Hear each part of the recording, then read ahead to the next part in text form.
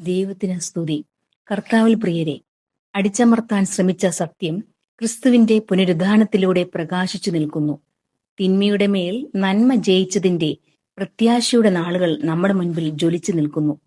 വിശുദ്ധ ബൈബിളിൽ വിശുദ്ധ യോഹന്നാന്റെ സുവിശേഷം 20-ാം അധ്യായം അതിന്റെ 1 മുതൽ 18 വരെയുള്ള വാക്യങ്ങൾ നാം വായിക്കുമ്പോൾ മഗ്ദലക്കാരത്തി മറിയയുടെ ക്രിസ്തുവിനോടുള്ള തീവ്രമായ വിശ്വാസം നമ്മെ ചിന്തിപ്പിക്കുവാൻ കഴിയുന്ന ഒരു കണികയായി മാറിയിരിക്കുന്നു.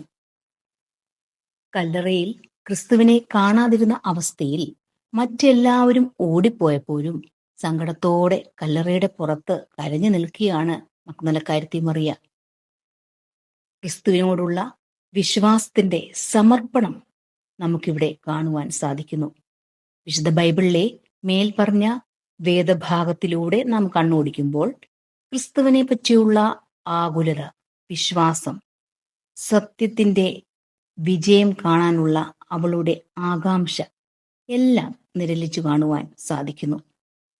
ആ ചിത്രം നമ്മുടെ മനസ്സിലേക്ക് കൊണ്ടുവരുമ്പോൾ മഗ്ദലക്കാരത്തി മറിയയുടെ പ്രത്യാശയുടെ, വിശ്വാസത്തിന്റെ തീവ്രത, ശക്തി എത്രമാത്രമായിരുന്നുവെന്ന് വളരെ സ്പഷ്ടമായി, വ്യക്തമായി നമുക്ക് മനസ്സിലാക്കുവാൻ കഴിയും.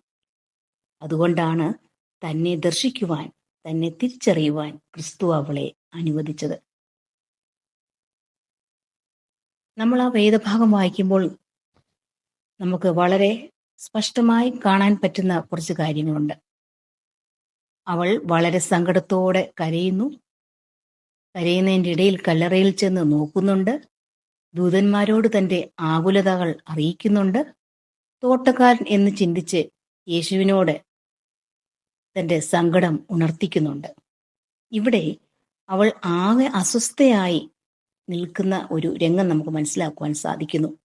അങ്ങനെ ആകെ സങ്കടവും നിരാശയും നിറഞ്ഞു നിന്ന അവസ്ഥയിലാണ് യേശുവിനെ മനസ്സിലാക്കുവാൻ, ദർശിക്കുവാൻ തക്കോണം അവളുടെ കണ്ണുകളെ തുറന്നത്. അമേരിക്കയുടെ പ്രസിഡന്റായി തിരഞ്ഞെടുക്കപ്പെട്ട എബ്രഹാം ലിങ്കന്റെ ജീവിതത്തിൽ പരാജയങ്ങളുടെ ഒരു ഘോഷയാത്ര തന്നെ ഉണ്ടായിരുന്നു. അത് രാഷ്ട്രീയ ജീവിതത്തിലും വ്യക്തിപരമായ ജീവിതത്തിലും. എന്നാൽ ഓരോ തോൽവിക്ക് ശേഷവും അദ്ദേഹം കണ്ണാടിയിൽ നോക്കി സ്വയം പറയുമായിരുന്നു, ഇതൊരു വീഴ്ചയല്ല, ഒന്ന് വഴുതിയതേ ഉള്ളൂ, വഴുതിയാൽ വീണ്ടും എഴുന്നേൽക്കാൻ സാധിക്കും. അങ്ങനെ നിരന്തരമായ പരാജയങ്ങൾക്കൊടുവിൽ 1860 അദ്ദേഹം വിജയിക്കുകയും അമേരിക്കയുടെ പ്രസിഡന്റായി തിരഞ്ഞെടുക്കപ്പെടുകയും ചെയ്തു. അദ്ദേഹം പ്രതീക്ഷ കൈവിടാതെ മുന്നോട്ട് പോയതുകൊണ്ടാണ് ലക്ഷ്യം നേടിയെടുക്കുവാൻ സാധിച്ചത്. പ്രിയമുള്ളവരെ, ഇതുപോലെയാണ് നമ്മുടെ ആകുലതകൾക്കും ആവശ്യങ്ങൾക്കും ദൈവം എളുപ്പം മറുപടി തരികയോ വേണ്ടതായ വെളിപ്പെടുത്തലുകൾ തരികയോ ചെയ്യുകയില്ല. ദൈവത്തോടുള്ള പ്രത്യാശയിൽ, വിശ്വാസത്തിൽ ക്ഷമയോടെ കാത്തിരിക്കുമ്പോൾ പരിഹാരമായി, സഹായമായി, നമുക്ക് ആശ്വാസമായി ദൈവം നിലകൊള്ളും. നമ്മുടെ പ്രശ്നങ്ങളിലും പ്രതിസന്ധികളിലും നിരാശയിലും ദൈവത്തിന്റെ കരുതലിനായി, ഇടപെടലിനായി നമുക്ക് പ്രത്യാശയോടെ കാത്തിരിക്കാം.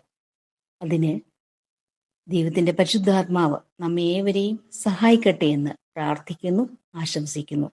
ഏവരെയും ദൈവം അനുഗ്രഹിക്കട്ടെ.